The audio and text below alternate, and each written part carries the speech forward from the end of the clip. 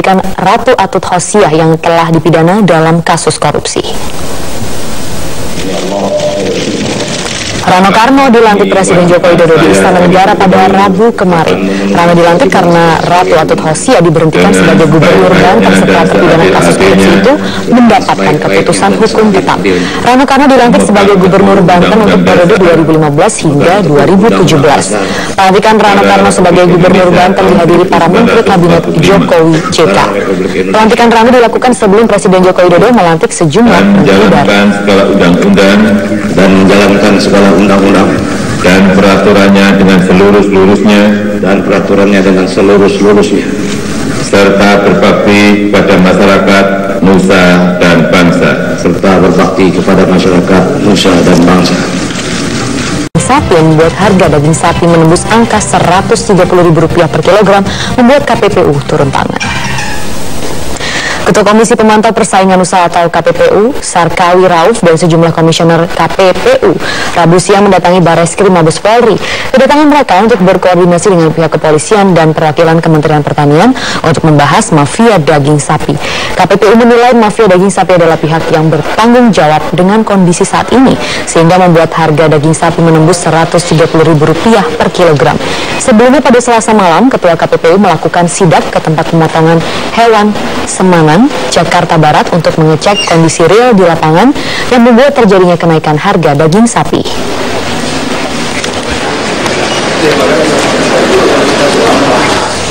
Diduga penimbun sapi siap Barreskrim Mabes Polri, Komisaris Jenderal Budi Waseso langsung melakukan pemantauan atau pengecekan di peternakan sapi terbesar di Tangerang, Banten.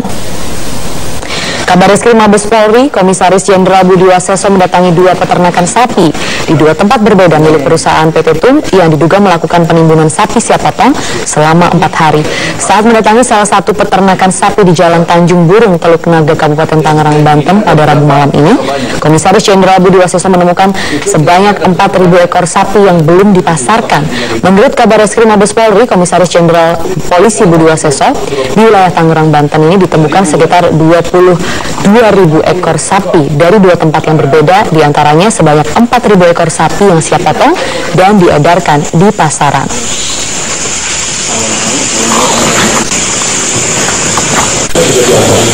Semua ini yang dari tempat ini ada 4.000 ekor yang sudah siap untuk dipasarkan.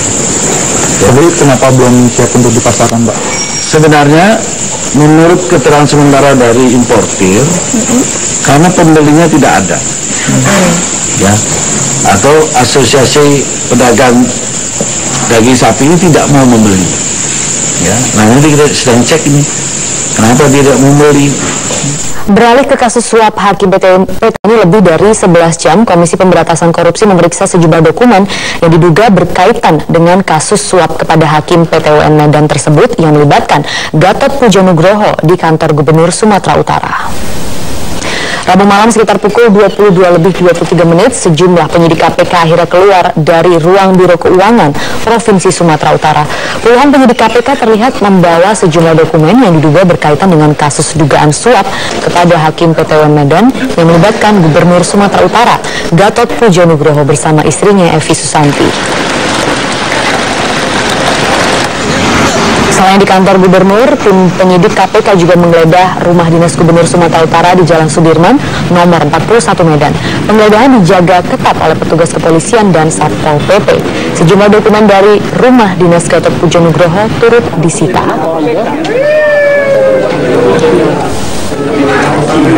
Sebelumnya, tim penyidik Komisi Pemberantasan Korupsi Rabu siang menggeledah rumah pribadi Gatot Pujo Nugroho guna mencari bukti baru dalam kasus suap Hakim PT UN Medan.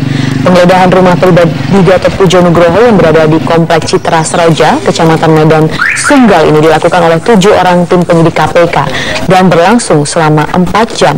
Dalam penggeledahan tertutup yang dilakukan oleh KPK ini merupakan proses lanjutan pencairan barang bukti baru. 4 tas koper berhasil dibawa untuk pengembangan kasus suap Hakim PT UN Medan dan pengacara senior OC Kaligis.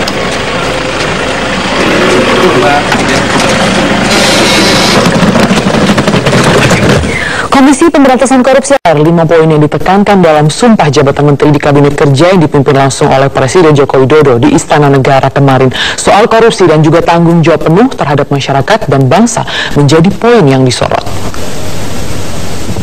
Saya bersumpah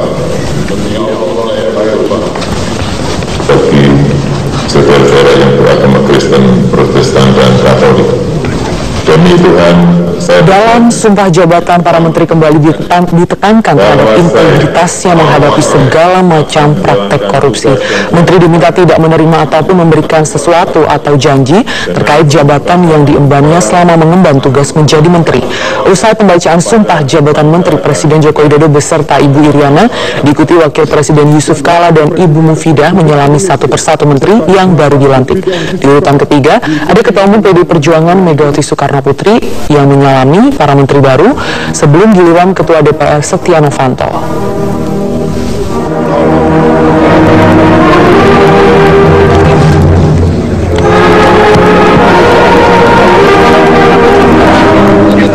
Presiden Joko Widodo pemirsa pemerintahan yang baru. Presiden telah melantik 5 menteri dan sekretaris kabinet untuk melanjutkan proyek kerja mengatasi segala persoalan di tengah kondisi ekonomi negara yang masih tidak menentu.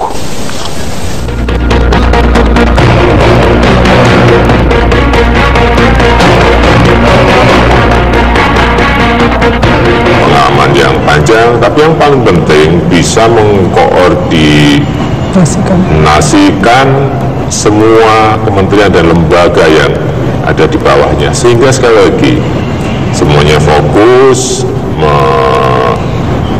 mengeguhkan apa yang sudah menjadi program kita. Kekuatan itu yang ingin kita dapatkan. Spekulasi tentang reshuffle Kabinet Kerja Jokowi JK akhirnya terjawab. Presiden Joko Widodo resmi melantik 5 orang menteri dan sekretaris kabinet yang baru. Kondisi perekonomian dan keuangan global menjadi salah satu fokus perhatian Presiden Joko Widodo memutuskan merombak kabinet kerjanya. 3 nama baru dari 5 menteri dan sekretaris yang dilantik oleh Presiden pada hari Rabu berasal dari kalangan profesional dan bukan dari partai politik. Ketiganya yaitu Menteri Koordinator Bidang Kemaritiman Rizal Ramli, Menteri Koordinator Bidang Perekonomian Darmin Nasution, dan Menteri Perdagangan Thomas Trikasi Lembong. Reshuffle Kabinet Bidang Perekonomian dan Kemaritiman yang dilakukan Presiden diharapkan mampu menjawab harapan publik terhadap pertumbuhan ekonomi yang lebih baik. Para menteri pun mengaku siap untuk meningkatkan koordinasi yang selama ini menjadi salah satu kendala utama komunikasi di Kabinet Jokowi JK. Pentingnya koordinasi, ya, sehingga sebaiknya setiap kementerian itu menyampaikan suatu kebijakan itu sudah dibicarakan dengan kementerian lain. Oke, ya, satu. Ya, kemudian yang kedua, Bapak Presiden juga membicarakan mengenai pencairan anggaran. Ya, pencairan anggaran yang perlu didorong supaya terjadi percepatan, Terkoordinasi dengan baik sehingga tidak ada penafsiran di lapangan. Karena saya juga paham masalah-masalah ekonomi, tentu saya juga akan mengkaitkan ekonomi dengan keamanan hukum, karena itu merupakan satu kesatuan yang tidak bisa dilepaskan. Indonesia memang negara maritim, tidak hanya maritim tapi negara yang strategis. Tentu kita harus perbaiki infrastrukturnya, harus investasi terutama di luar Jawa. Dan yang kedua, maritim itu kan juga harus dari segi manfaat, dari segi perdagangan. Ya, saya senang Menteri Perdagangannya Tom Lembong itu orang yang mengerti banyak masalah soal perdagangan. Meskipun telah melantik menteri barunya, Joko Widodo menyatakan tidak akan segan-segan jika ternyata ia mendapati kinerja para menteri tersebut tidak sesuai yang diharapkan. Setiap menteri yang bekerja pasti juga akan saya tegur, akan saya koreksi kalau membuat sesuatu yang keluar dari panduan yang telah kita tentukan. Itu saya pastikan. Kabinet baru, harapan baru di tengah kondisi ekonomi yang masih tidak menentu, kini menjadi hal yang ditunggu masyarakat. Rakyat menanti gebrakan solusi kerja nyata, bukan sekedar janji manis belaka. Tim Liputan Metro TV.